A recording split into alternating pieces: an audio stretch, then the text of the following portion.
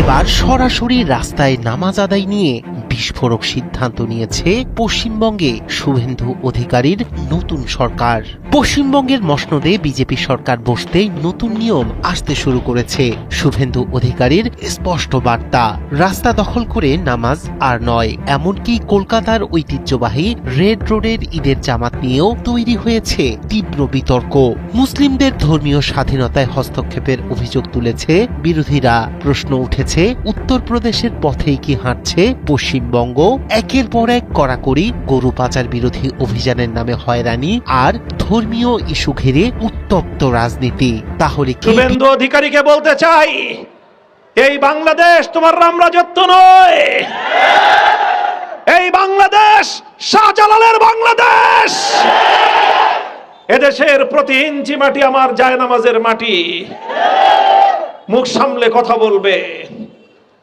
কলকাতায় আমার মুসলিম ভাই বোনদের নিরাপত্তা প্রতিষ্ঠিত করো।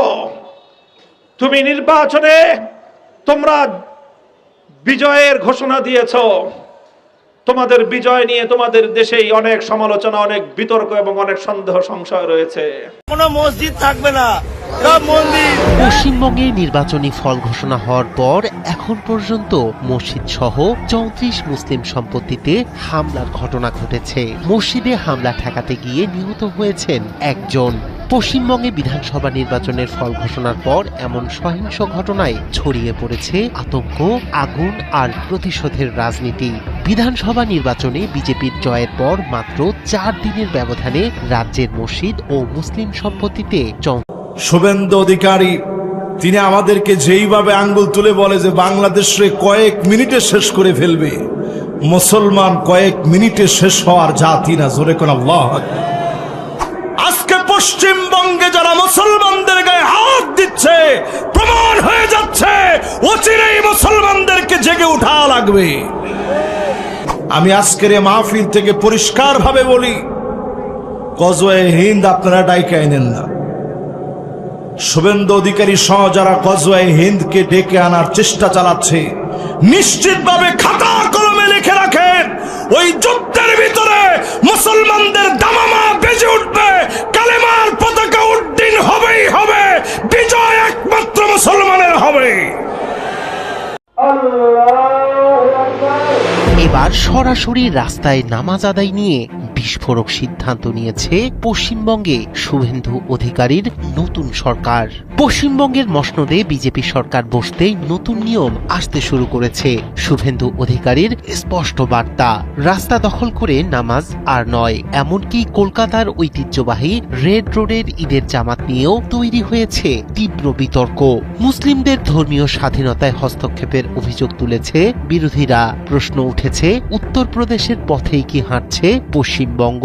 একের পর এক কড়াকড়ি গরু পাচার বিরোধী অভিযানের নামে হয়রানি আর ধর্মীয় ইস্যু ঘিরে উত্তপ্ত রাজনীতি। তাহলে কি বিজেপি সরকার গঠন হতেই পশ্চিমবঙ্গে মুসলিমদের ওপর বাড়তে শুরু করেছে চাপ? এই শঙ্কা নিয়ে দিন পার করছে রাজ্যটির সংখ্যালঘু মুসলিমরা। ভারতের পশ্চিমবঙ্গে সরকার গঠনের পর থেকেই একের পর এক কঠোর অবস্থানের বার্তা দিচ্ছে ভারতীয় জনতা পার্টি বিজেপি। এবার রাস্তায় নামাজ পড়া নিয়ে কড়াকড়ির ঘোষণা দিয়েছে দলটির নেতারা। এতেই জ্বলছে ক্ষোভের আগুন। বিজেপি নেতা অর্জুন সিং বলেছেন, নামাজ পড়তে হবে মসজিদে, রাস্তায় নয়। একই সঙ্গে কলকাতার ঐতিহ্যবাহী রেড রোডে ঈদের জামাত আয়োজন নিয়েও আপত্তি তুলেছেন তিনি। তার দাবি, জনসাধারণের রাস্তা ধর্মীয় কাজে ব্যবহার করা উচিত নয়। বছরের পর বছর ধরে কলকাতার রেড রোডে লাখো মুসল্লির অংশগ্রহণে ঈদের নামাজ অনুষ্ঠিত হয়ে আসছে। এই আয়োজনকে দেখা হয় পশ্চিমবঙ্গের ধর্মীয় সম্প্রীতির প্রতীক হিসেবেও। কিন্তু নতুন সরকারের অবস্থানের কারণে সেই আয়োজনের ভবিষ্যৎ নিয়েই তৈরি হয়েছে অনিশ্চয়তা। বিজেপির পক্ষ থেকে বলা হচ্ছে, আদালতের নির্দেশনা মেনেই এই সিদ্ধান্ত কার্যকর করা হবে। তবে সমালোচকদের প্রশ্ন, শুধুই প্রশাসনিক সিদ্ধান্ত নাকি এর পিছনে রয়েছে রাজনৈতিক বার্তা? কারণ এর আগেও ভারতের বিভিন্ন রাজ্যে একই ধরনের পদক্ষেপ দেখা গেছে।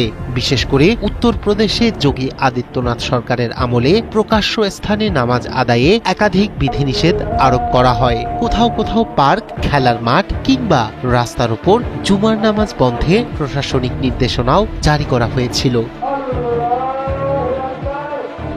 মানবাধিকার কর্মী ও বিরোধী রাজনৈতিক দলগুলোর অভিযোগ, বিজেপি শাসিত রাজ্যগুলোতে ক্রমেই চাপে পড়ছে মুসলিমদের ধর্মীয় কর্মকাণ্ড। পশ্চিমবঙ্গেও সেই একই ধারা শুরু হলো কিনা তা নিয়েই এখন আলোচনা চলছে। একদিকে মুসলিম সংগঠনগুলোর আশঙ্কা, রাস্তায় নামাজ নিষিদ্ধের মতো সিদ্ধান্ত ভবিষ্যতে আরো বড় ধরনের বিধিনিষেধের পথ তৈরি করতে পারে। যদিও বিজেপির দাবি এটি কোনো ধর্মীয় বৈষম্য নয়, বরং জনশৃঙ্খলা রক্ষার উদ্যোগ। এরই ধারাবাহিকতায় শুধু নামাজ নয়, গরু পাচার বিরোধী অভিযান জোরদার কথাও জানিয়েছে বিজেপি। সীমান্ত এলাকায় নজরদারি বাড়ানো, অবৈধ গরুর হাট বন্ধ এবং পাচার চক্রের বিরুদ্ধে কড়া ব্যবস্থা নেয়ার ঘোষণা এসেছে সরকারের পক্ষ থেকে। রাজনৈতিক বিশ্লেষকদের মতে বিজেপি তাদের দীর্ঘদিনের রাজনৈতিক অবস্থান বাস্তবায়নের দিকেই এগোচ্ছে, আর সেই কারণেই ধর্মীয় ইস্যুগুলো আবারও সামনে চলে আসছে। রায়হান কবির শুভ্র, ৭১।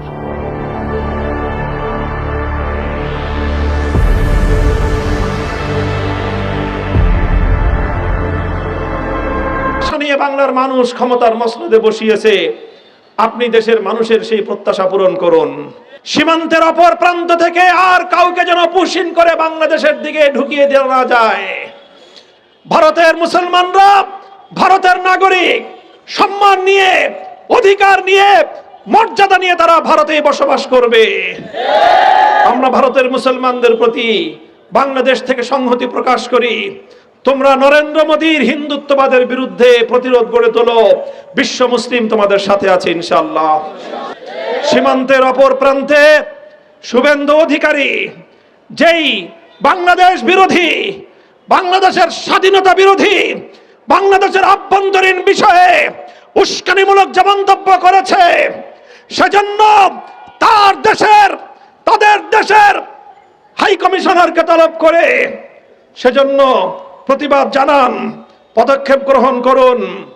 তারা এখন ষড়যন্ত্র করছে সীমান্তের অপর প্রান্ত থেকে, পশ্চিমবঙ্গ থেকে মুসলিম নাগরিকদেরকে তাদের সেখানকার শত শত বছরের আদিবাসের জায়গা থেকে উৎখাত করে নাগরিকত্ব বাতিল করে কোটি কোটি ভারতীয় মুসলিমদেরকে বাংলাদেশে পুশিন করার ষড়যন্ত্রের তারা ছক আঁকতেছে।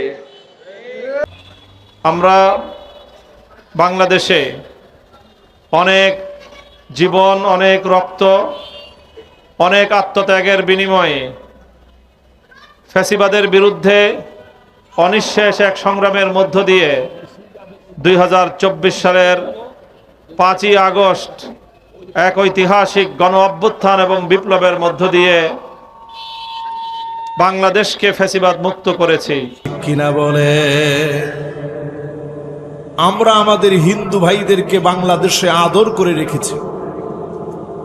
কুসুমাস্তীর্ণ একটা ডিম যেমন আনন্দে থাকে, এইভাবে আমরা আমাদের ভাইদেরকে আগলে রেখেছি।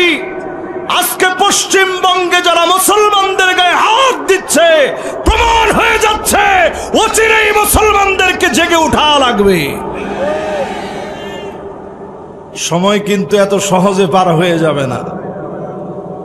শুভেন্দু অধিকারী তিনি আমাদেরকে যেইভাবে আঙ্গুল তুলে বলে যে বাংলাদেশে কয়েক মিনিটে শেষ করে ফেলবে, মুসলমান কয়েক মিনিটে শেষ হওয়ার জাতি না। জোরে কোন আল্লাহু আকবার। আমরা আমাদের হিন্দু ভাইদেরকে একবারের জন্য বলি নাই তারা এদেশের নাগরিক না, আমরা মহব্বত করেছি।